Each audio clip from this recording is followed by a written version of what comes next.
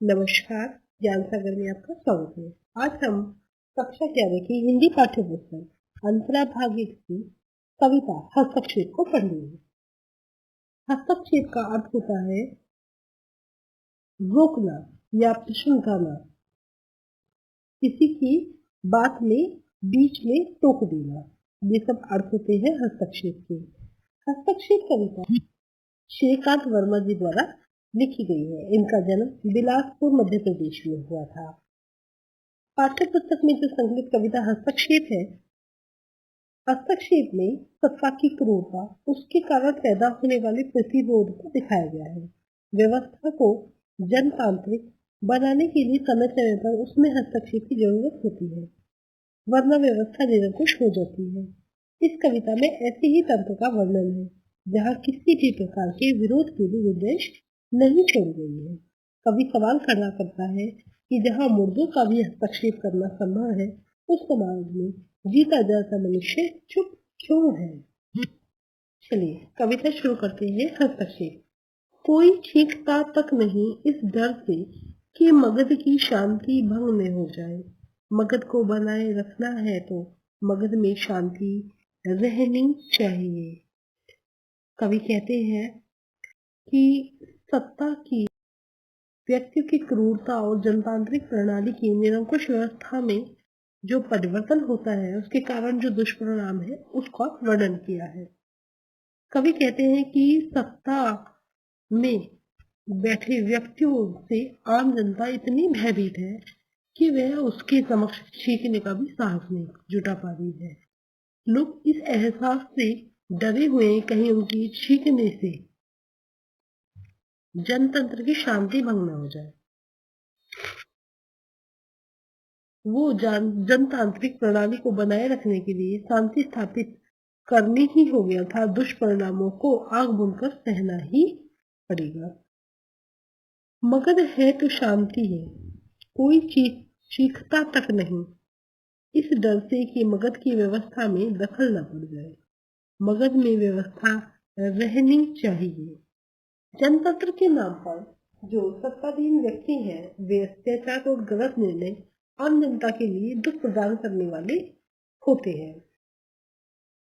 जनतंत्र के नाम पर सत्ताधीन व्यक्तियों के अत्याचार और गलत निर्णय आम जनता के लिए दुख प्रदान करने वाले होते हैं। वे सत्ता की क्रूरता से इस प्रकार भयभीत है कि वे डर के मारे चीखने की हिम्मत भी नहीं जुटा पाते हैं। आम आदमी सोचता है कि कहीं मेरी चीख से जनतंत्र की व्यवस्था भंग न हो जाए, इसलिए दुख में चिल्लाना भी आम आदमी के लिए मना है।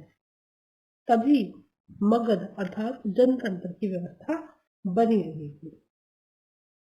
वो व्यंग करके कहते हैं कि जनतंत्र में भी व्यवस्था चरमरा गई तो दुनिया के लोग भारतवर्ष के बारे में क्या सोचेंगे, क्या कहेंगे लोग।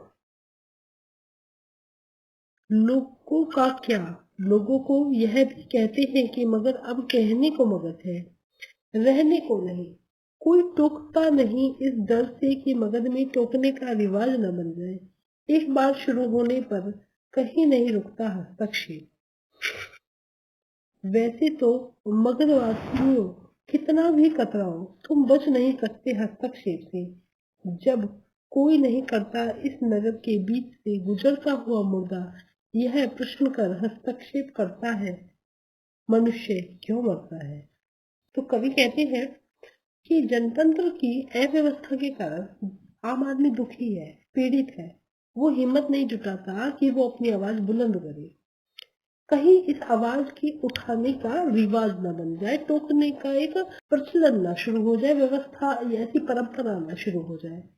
कवि कहते हैं कि सत्ता में बैठे व्यक्तियों के द्वारा गलत निर्णयों के विरोध में एक बार हस्तक्षेप करने का अगर रिवाज शुरू हो गया तो वह रुकेगा नहीं।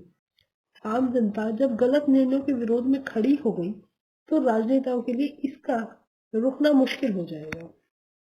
वो कहते हैं कि भारतवासियों, जनतांत्रिक व्यवस्था में कमियां हो सकती हैं, राजनेता अपने लाभ के लिए कुछ गलत निर्णय ले सकते हैं, तो इसलिए तुम चाहे इन गलत निर्णयों के प्रति विरोध से कितना ही बचो, लेकिन एक ऐसा अवसर आएगा कि गलत निर्णयों का विरोध तो करना ही पड़ेगा। गलत परंपराएं, रिवाज आम मनुष्य के मरने के लिए मजबूर कर देते हैं। इसलिए जब एक मुर्दा आवाज बुलंद कर सकता है तो क्या तुम सजीव प्राणी ऐसा नहीं कर सकते?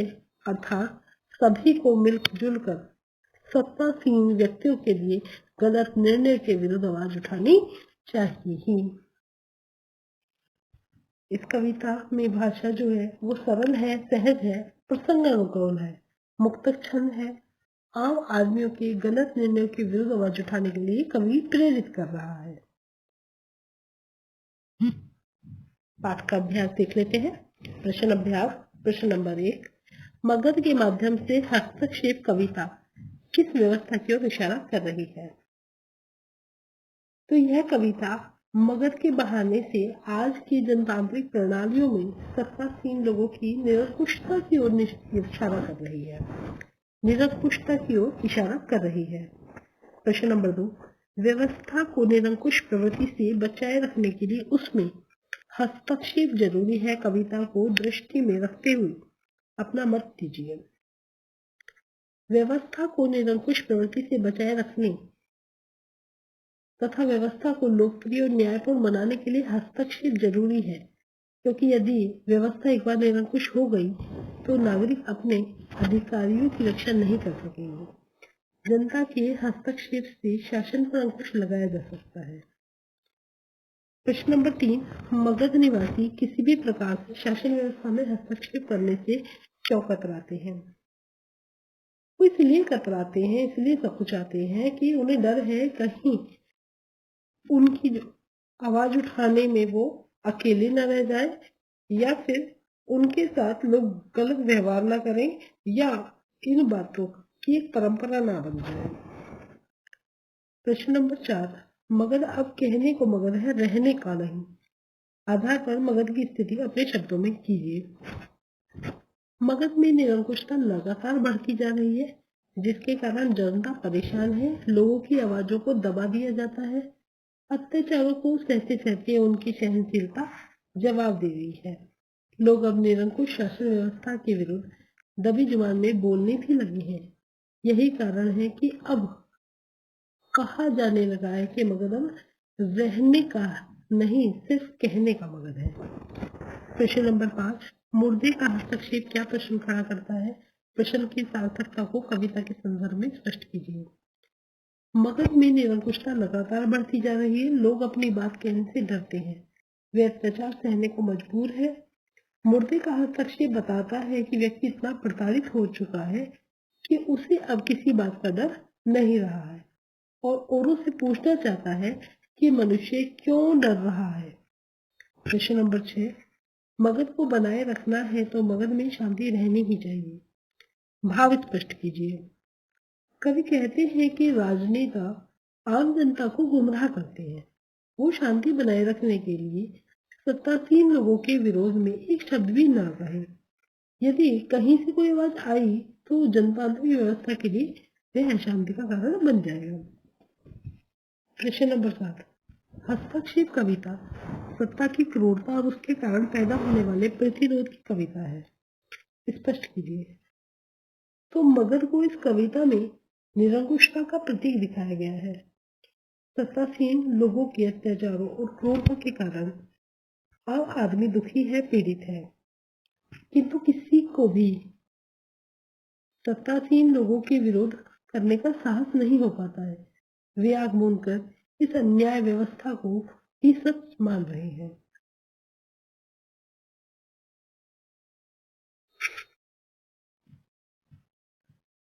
प्रश्न नंबर 8, निम्नलिखित लाक्षणिक प्रयोग को स्पष्ट कीजिए। क्या कोई छींकता तक नहीं, अर्थात लोग शासन व्यवस्था के अत्याचार से परेशान हैं लेकिन साहस नहीं करते कि उनके खिलाफ आवाज उठाए। कोई चीखता तक नहीं। खैर, इन पंक्ति में भी कवि कहता है कि निरंकुश शासन में लोग अत्याचार के विरुद्ध अपनी जबान नहीं खोलना चाहते, चिल्लाना नहीं चाहते, विरोध नहीं दिखाते। कोई टोकता तक नहीं, कोई हस्तक्षेप नहीं कर रहा है। निरंकुश शासन लोगों पर अत्याचार कर रही है और सत्ता से सवाल नहीं पूछता है। कोई भी लोकतंत्र के लिए कोई हस्तक्षेप नहीं करता है जो कि आवश्यक है। प्रश्न नंबर 9, निम्नलिखित पद्यांशों की संदर्भ सहित व्याख्या कीजिए। मगध को बनाए रखना है तो मगध है तो शांति है। संदर्भ यही कहा जाएगा कि प्रस्तुत पंक्तियां श्रीकांत वर्मा द्वारा कविता के हस्तक्षेप से ली गई है। आपको पाठ की एक्सप्लेनेशन और क्वेश्चन आंसर समझ आए होंगे। वीडियो पसंद आई हो तो लाइक कीजिए, दोस्तों के साथ शेयर कीजिए और चैनल पर नए हैं तो उसे सब्सक्राइब कीजिए। मिलते हैं अगली वीडियो में। आज के लिए इतना ही। बने रहिए ज्ञान सागर के साथ। धन्यवाद।